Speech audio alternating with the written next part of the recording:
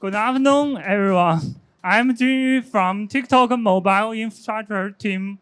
Today, I'm excited to share with our journey of rethinking dependency injection and how we solve some significant challenges by working at Bytecode level.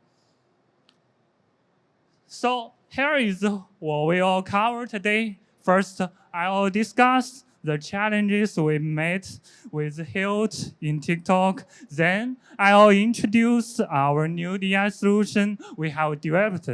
And finally, I will share our future plans and some open source information about our new solution. Yeah.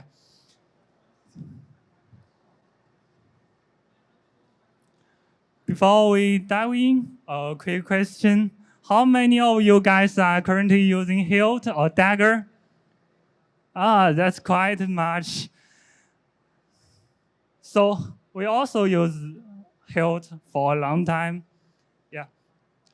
We use Hilt as our DI framework for over 3 years before we have our new DI solution. And we do have some issues when we're using Hilt. The first thing is about build time impact. In TikTok, when we're analyzing our build time impact, we discover something striking. Hilt and Dagger's processing was consumed about 10% of our whole compilation time. So why was this happening? The answer lies in how Hilt works. Yeah, so let's look at the processing flow of Hilt. We started with our source code and then go through the Hilt compiler, and Hilt will generate some Dagger code for Dagger to process it, and then Dagger will generate more code. Yeah, and finally, all of this generated source code will be compiled into bytecode. Actually, multiple rounds of annotation processing is the main reason of slow compilation speed of Hilt. And each round of annotation processing requires processing, parsing, and generating new files and reparsing generated files. And even more, Dagger itself may have some potential multi-round processing. And another challenge we faced is related to component hierarchy. Hilt standardized the component hierarchy as the application, activity, fragment, and so on. This works well for many simple applications, but at TikTok, we use single activity architecture, which means under our application, there's only one activity. So for us, the activity component and the application component is similar in practice. And additionally, our app often have deep fragment hierarchies like that.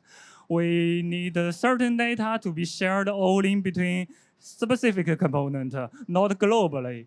And for example, object for fragment A should only be accessed for fragment A's children, and object for fragment B can only be accessed within fragment B's children.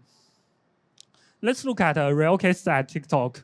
We're sharing some video playback component between feed fragment and detail fragment.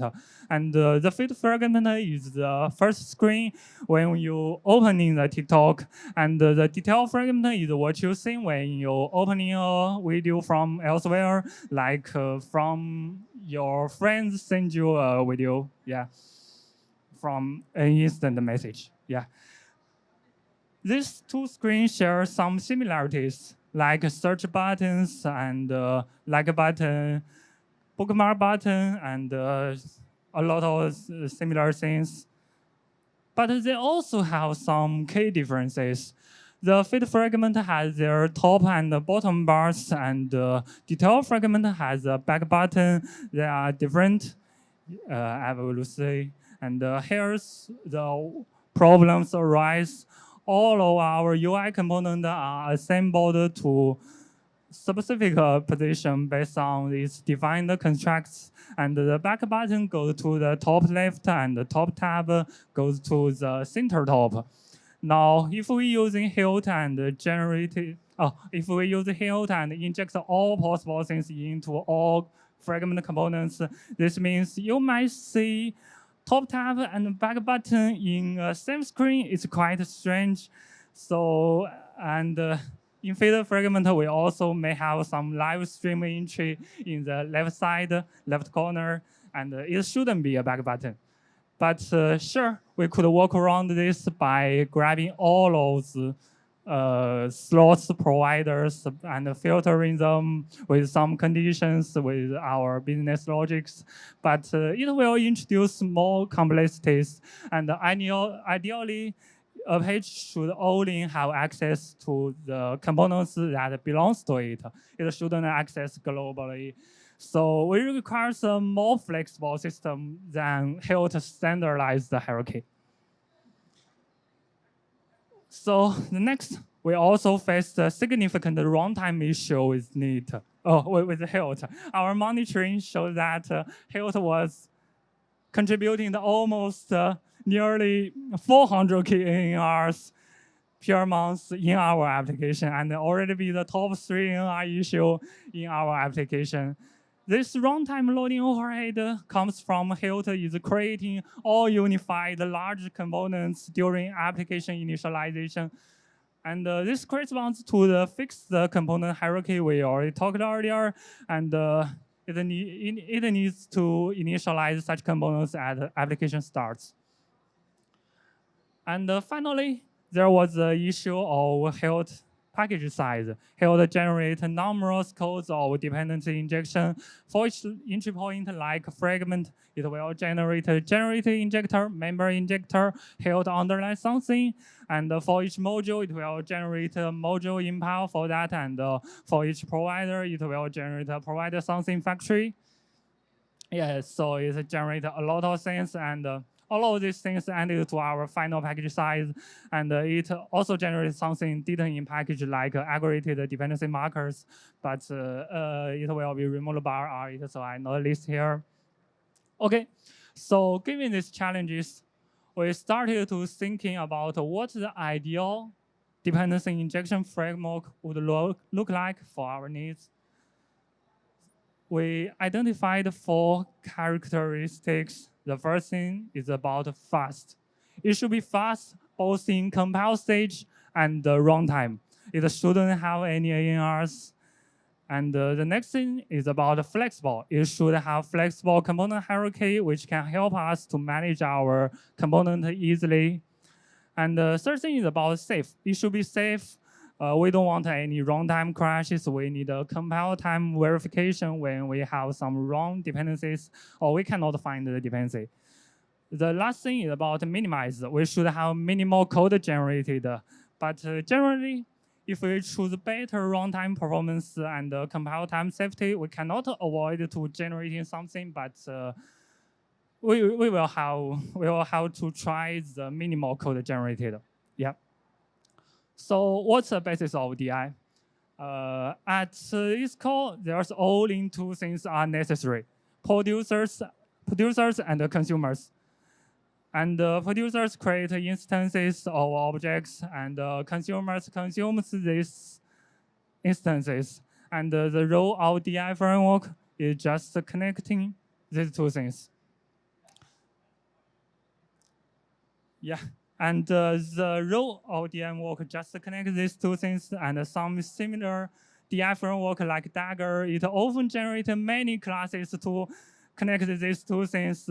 So we already talked it earlier, and but what if we could directly connect producers and consumers without generating any classes?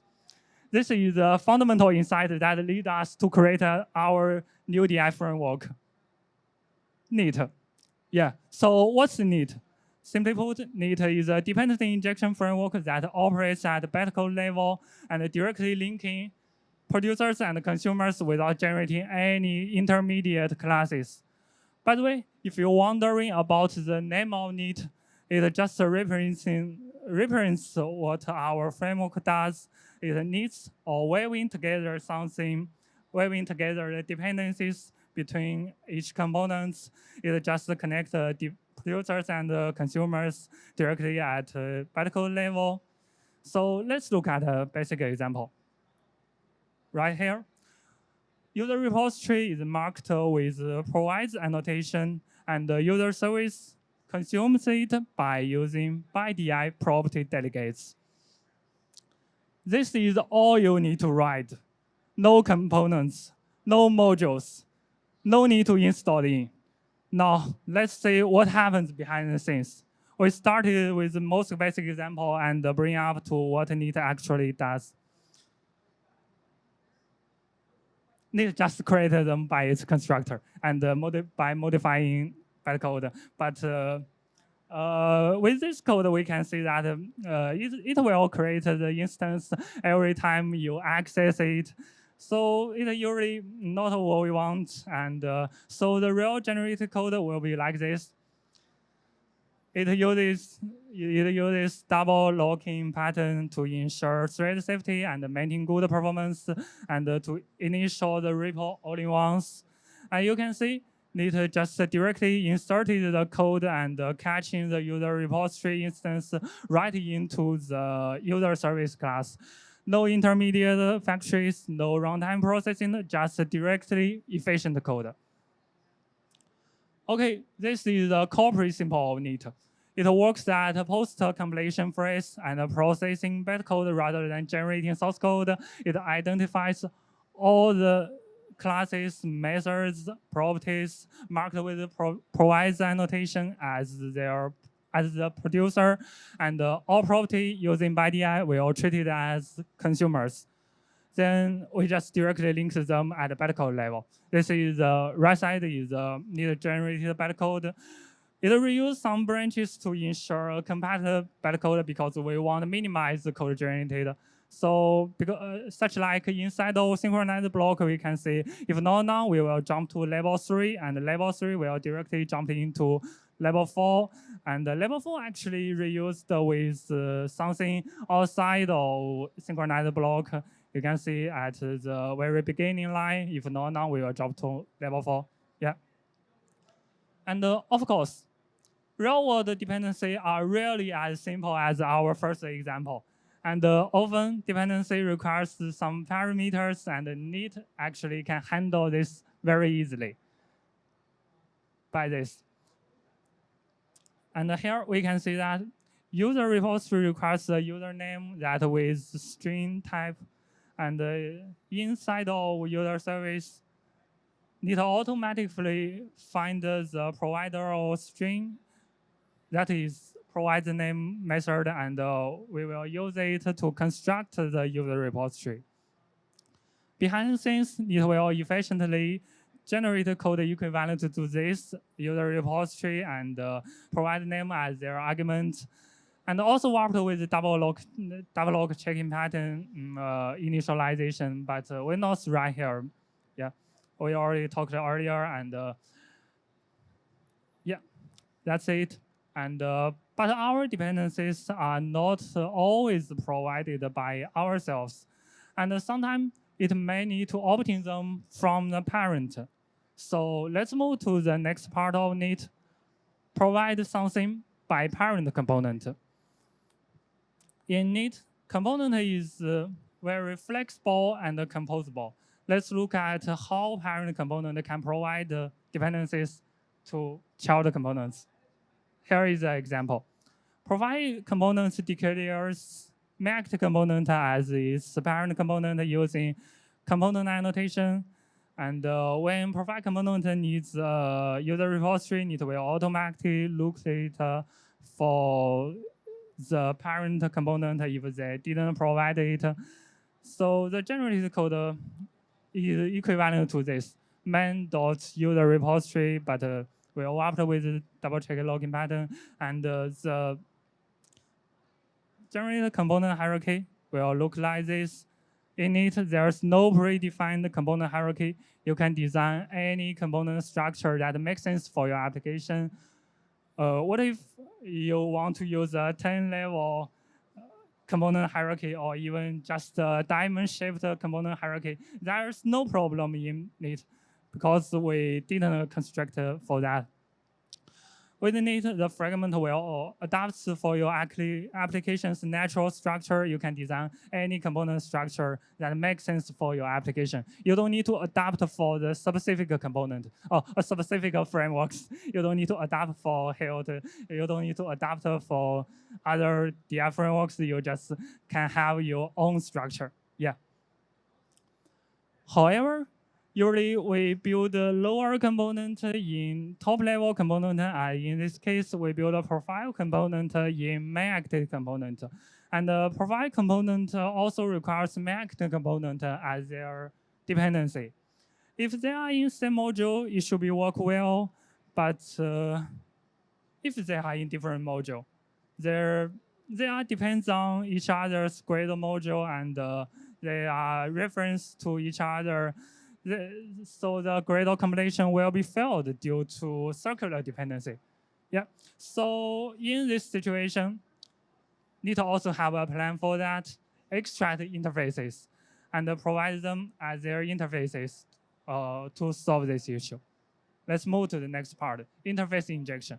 It offers a more elegant solution through interface injection. Here's how it works in practice. We can split main module into two parts. Main API, it only contains some interfaces. It's more like a contract for our component. And the main implementation model will contain the actual implementation. And now the dependency flow will become to the right side. Main component impile will provide the main component. And the provide component just requires on its API, its contracts, not depends on its real implementation. And at runtime, when provide requires the main component, NEAT will automatically provide the main component impile instead. Yeah. That is our examples today, and NIST also supports many advanced features you would expect from a modern DI framework like that. Here is 4 features. NEAT also have more features, but we not list here. You can check the NEAT official document. But let's go through it. The first thing is about multi-bindings. It is used for collecting multiple implementation of same type. You can collect them into list, into set, or even into a map. In this example, we provided a remote repo and a local repo as repo and collect them into a list using ByDI. It's very easy. And the next thing is about a singleton. It is used for create the dependency all-in-ones.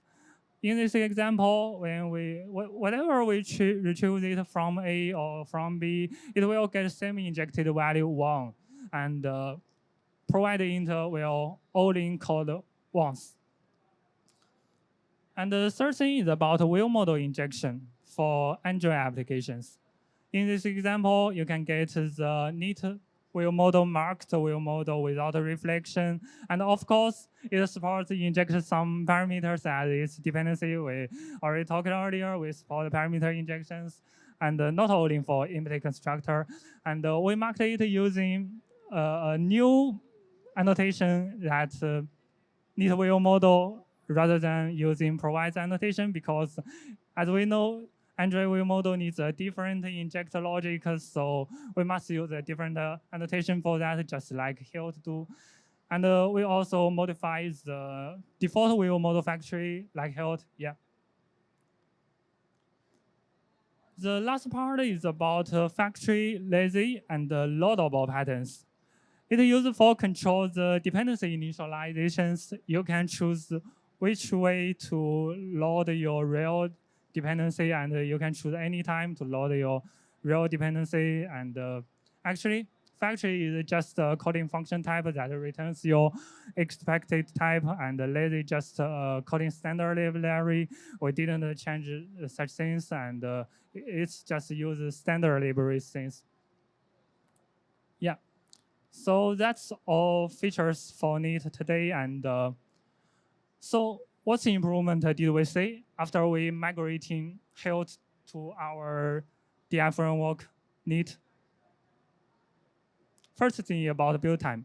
Our build time reduced by 10%.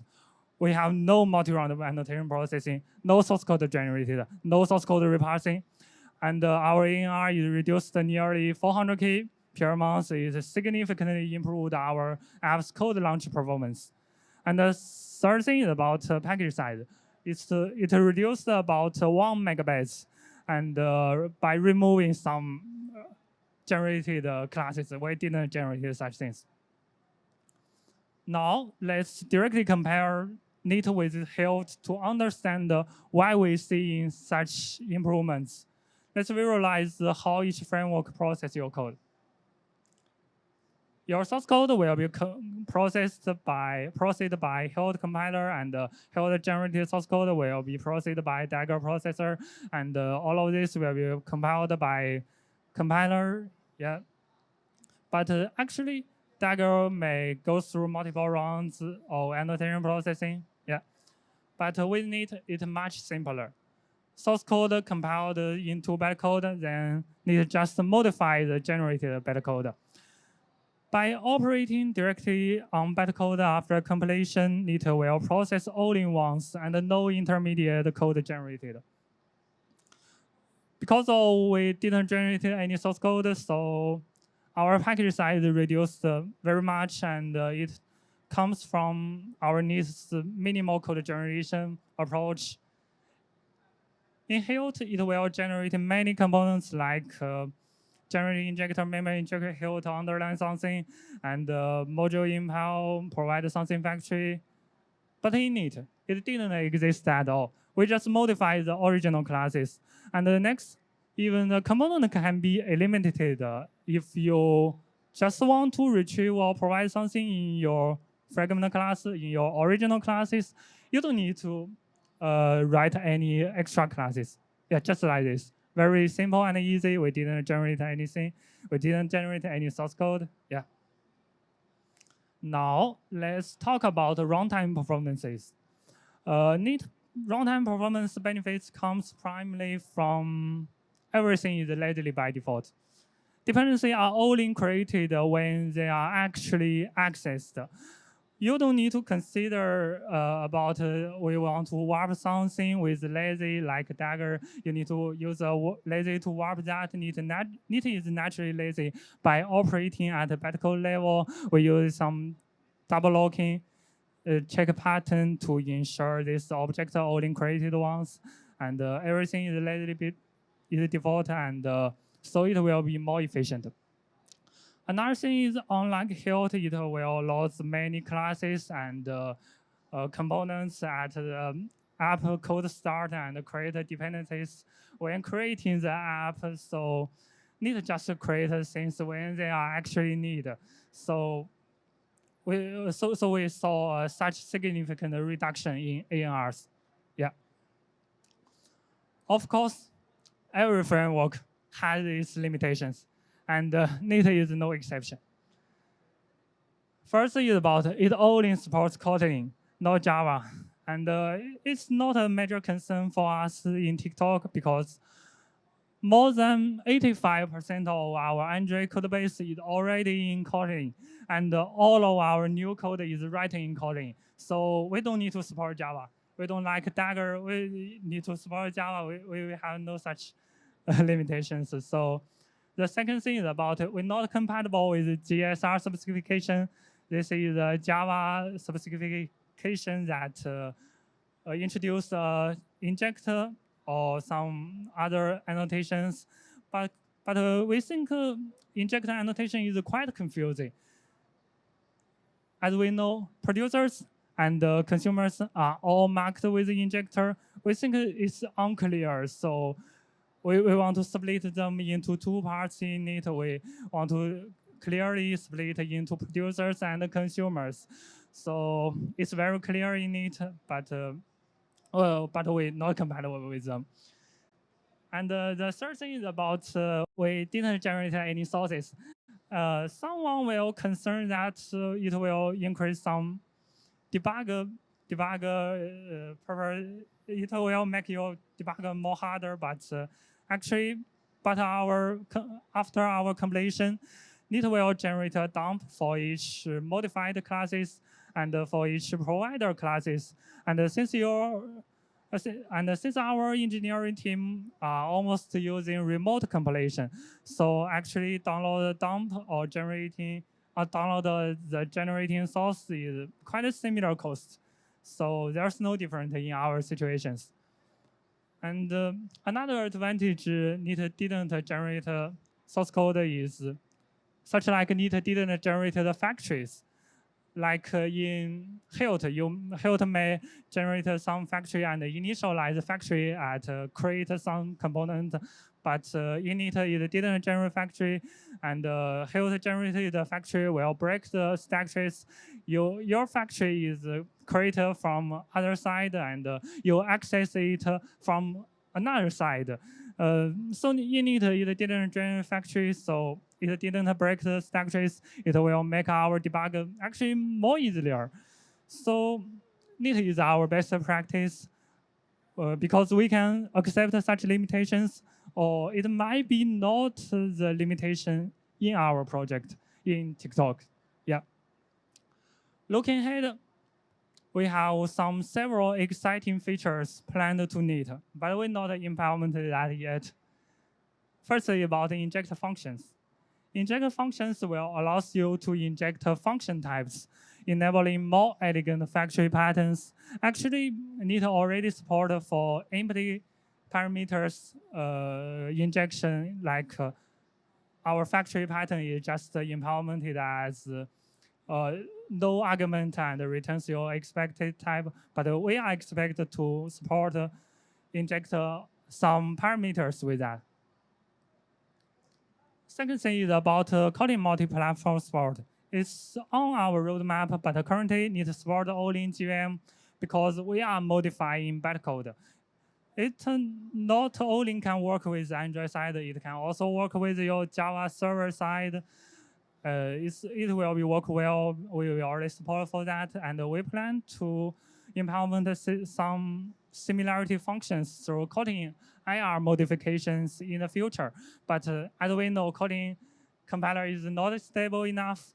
When we build our new solution, coding compiler is 1.7. Our coding version is 1.7, and now coding already be the 2.2. It's changed a lot because FIR or another things. So we just waiting is to stable enough. Okay, the third thing is about enhanced IDE integration. We want to provide inline hints to visualize the dependency sources next between your code, such like in this case, parent.bar is next between your ByteDI declaration. And this is the final part. Neat is now open source. You can find it on GitHub, and we are welcome contributions and feedback from the community. You can scan the QR code to go directly to the repository. We are looking forward and hearing your ideas and improvements. Thank you. Oh, so anyone has any questions?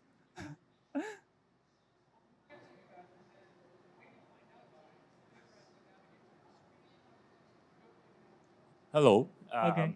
I have a question. Is there any plans to support for Bazel? Bazel.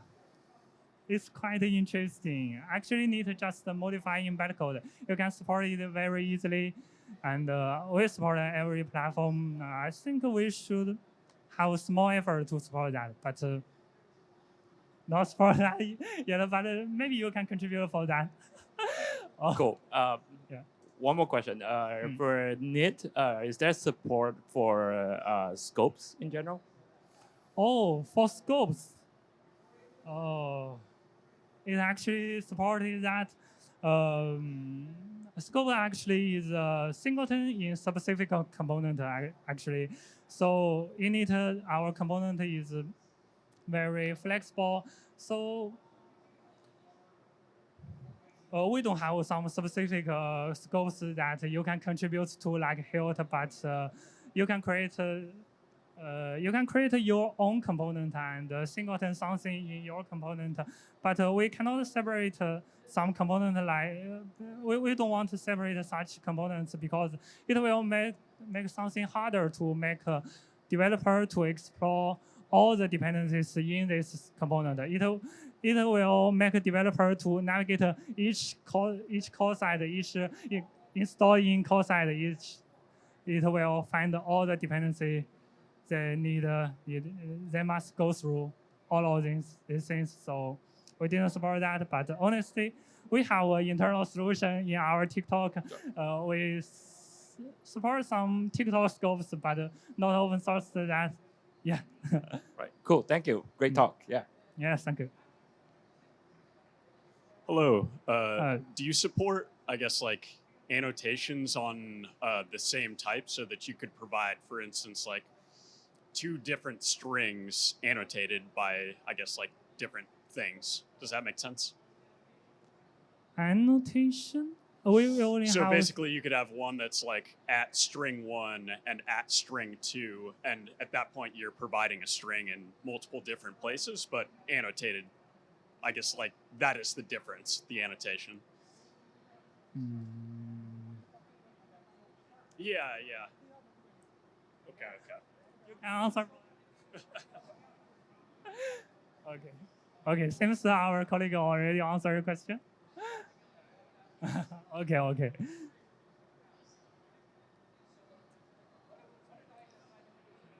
I have a question. Okay. Our team is actually made a problem that when we trying to apply Hilton Digger to our application, and we find that it cannot support dynamic feature very well. Yeah, so it can't support application dynamic features and application model. For dynamic feature, we think actually it should be processed by the top level process flow. It should contains all of our component code inside of before we have our transformation.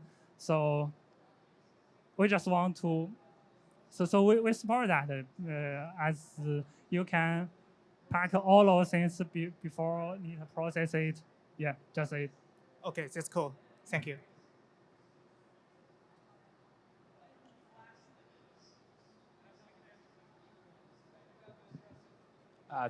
Thanks for the talk. I have a question. Maybe I missed this part. It doesn't support compile type safety, right? Yeah. No. It's just compile time safety. It's our target actually. We have 4 key characteristics. We support that. Okay, nice. Yeah, thank you.